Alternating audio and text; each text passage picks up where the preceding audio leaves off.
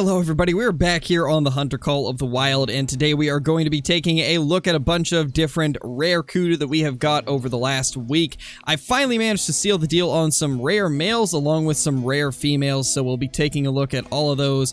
But I thought it might be fun to first go check out a Warthog hotspot and also a wildebeest hotspot, if I can figure out where it is. Somebody in the comments was telling me that I missed a wildebeest hotspot that is very similar to where the kudu one is, so I'm going to try and find it. We'll see how we can do. They told me it was west from the lodge, so I guess we will run down here and see if I can find it. If not, we at least have this warthog one to show off, and it is a pretty good one as well. Lots of warthogs congregate in this area, and there's been times where I've probably seen 50 or 60 of them. It doesn't appear that this server has quite 50 or 60, but there is a few of them here at least, and this area is kind of literally just down here. It's very, very close to the Kudu resting zone hotspot, which is just up here, so it's pretty accessible.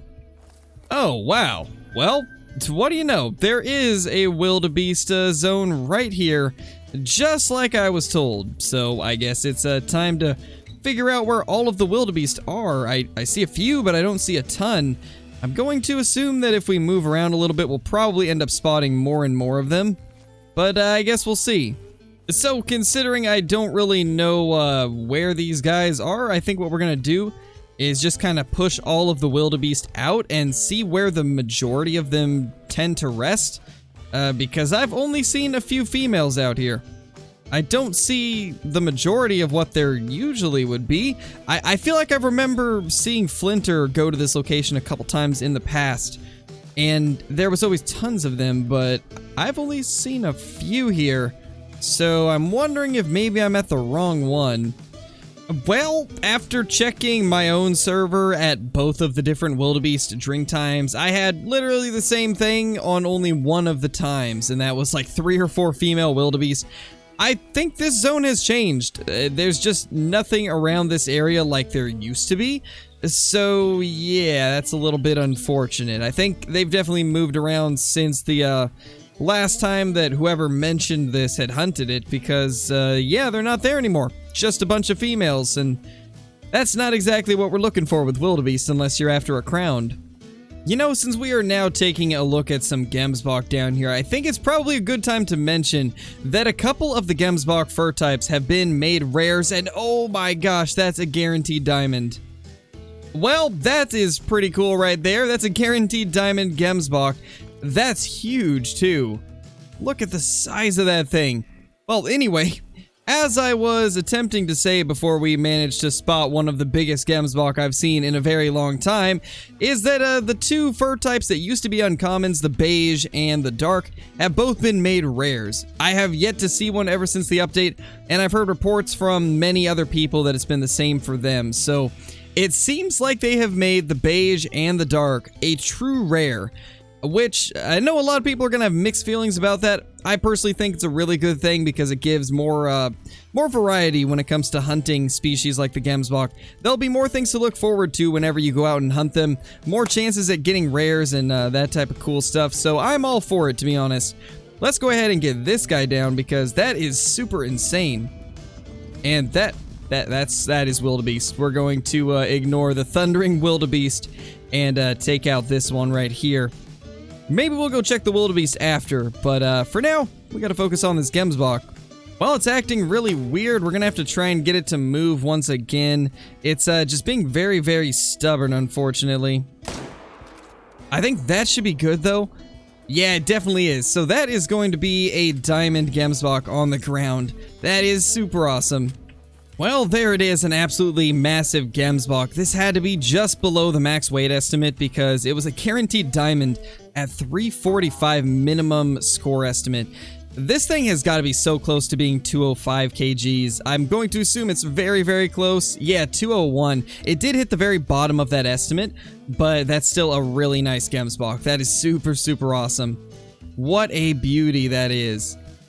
And we got a pretty decent shot for the angle. It did get liver and left lung. I will take that. I'd say that's a pretty good way to transition into all of the Kudu highlights, because we had quite a few rare Kudu recently, and some of them were pretty insane, including our very first Albino TruRACS male. And actually, it was males, because we did end up finding 2 of them side by side in the Kudu hotspot, which is one of the reasons why that place is just insane. That's a rare.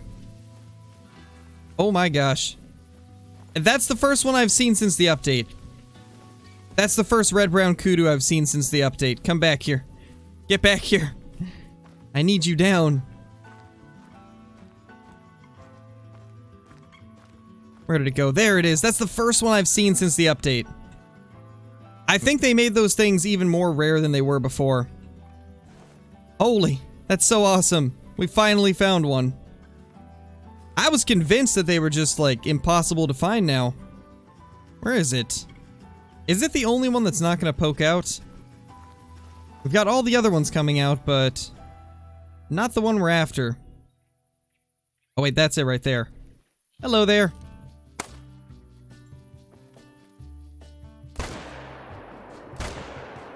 There we go. She's down. Alright, here it is. Little, red-brown Kudu. Let's, go ahead and claim her. Man, they really are beautiful. I love these things. I'm glad they made them a little bit more rare. They used to be kind of in between a rare and an uncommon, but now I think they're truly, like, rare. I've seen multiple albino females. This is the first red-brown I've seen since the update. I've always loved these things. They're so beautiful.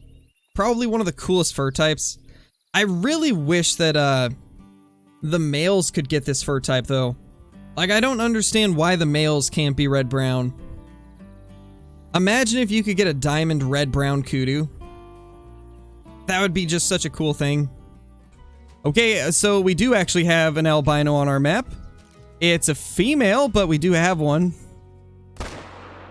There we go. Better than nothing. I was really hoping for a rare male, but I mean, I'll take that as well. That's still pretty cool. And we got all of the springbok running through. I hope they fix the bug with the springbok black-brown overspawning. That would be nice. Oh no. Okay, y'all need to calm down, man.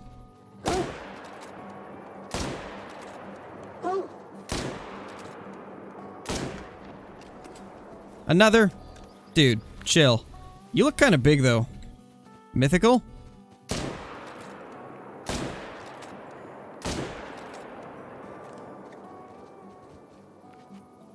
Dude, chill. Another. So many Cape Buffalo. I just want to live and claim my Kudu. Yeah, that's right. Stay down. Oh my gosh, there's so many of them. Making me delete zones, man. I didn't want to have to do that. Why so many? I don't know, man. They just all wanted to get me at once. Alright, let's do it. We can finally claim this. Albino Lesser Kudu. Not too bad. 77, 72 weight, level 2.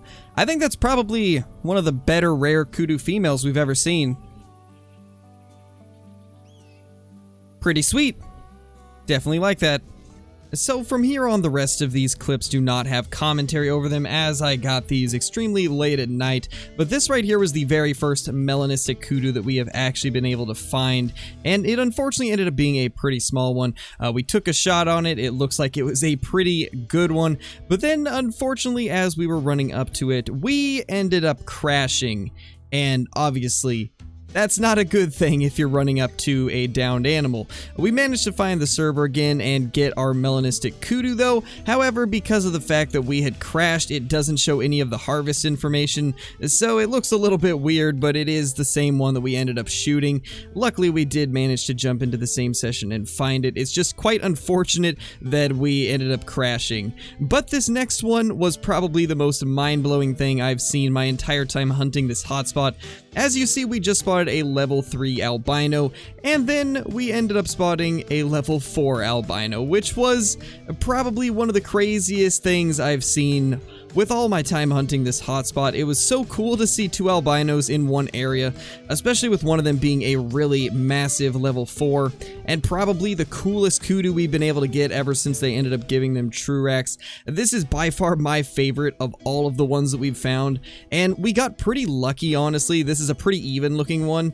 As far as I can tell, there is minor differences between the 2 horns, but overall, this one looks very, very good. It does kind of suck that the harvest screen has that kind of weird holographic reflective issue with the hair, but I mean, it is what it is. Hopefully that'll be fixed soon. Either way, this is a beautiful looking kudu. We ended up going back down to the lodge and pushing this guy back up into the fields after he returned to the hotspot, and then we ended up taking the shot on him as well and getting him down with 1 hit to the lungs. And this one, though it's not quite as insane looking, it's still a pretty cool kudu, a little bit more uneven, but still a pretty awesome trophy, and that is going to do it for these rares. So, let's go ahead and jump into the lodge.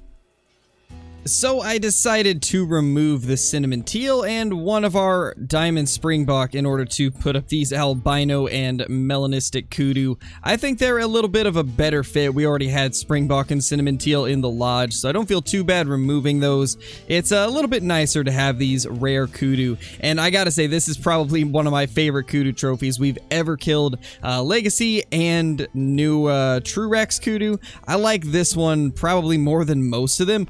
The only thing that really tops it is probably my legacy albino that is over in this room, just because it was such a high score back on the old scoring system when it was a 1 to 1000 system. This one right here was a 929 albino, so it was literally like 21 points off of diamond. It was quite a giant kudu, and it's one of my all-time favorite trophies that I've ever killed. But this new albino is definitely up there when it comes to being favorite trophies from Vurhonga. Definitely a super cool addition to the lodge, and even though the melanistic is pretty small, it's also a pretty cool addition. And it's just kind of strange the way that we ended up getting it with that crashing and that type of weird stuff. At least we ended up getting it in the end, but definitely not the way that I would have wanted to have got it. And as for all of the other kudu that you guys saw in this video, they are not into the main lodge. They will most likely go into backup ones. Same with that gemsbok. It's a big gemsbok, but not quite as large as the ones that we already have in here, so not going to be replacing any of our max scoring ones that we have in the lodge currently. But anyway, I think we're going to go ahead and end it there. If you guys are brand new to the channel, be sure to subscribe, click that like button, and ring that notification bell so that you guys will never miss any of the future uploads. Also, be sure to leave a comment down below on what you guys would like to see me do next here on the channel. At the time of recording this, I will be, or well, not at the time of recording this, but by the time this goes live, I will be on vacation in Utah, so there won't be any live streams. That's why you guys haven't seen any recently. And yeah, I think that's about it as far as I know, so let's go ahead and just end it there. Thank you guys for watching, and I will see you all in the next one. Peace!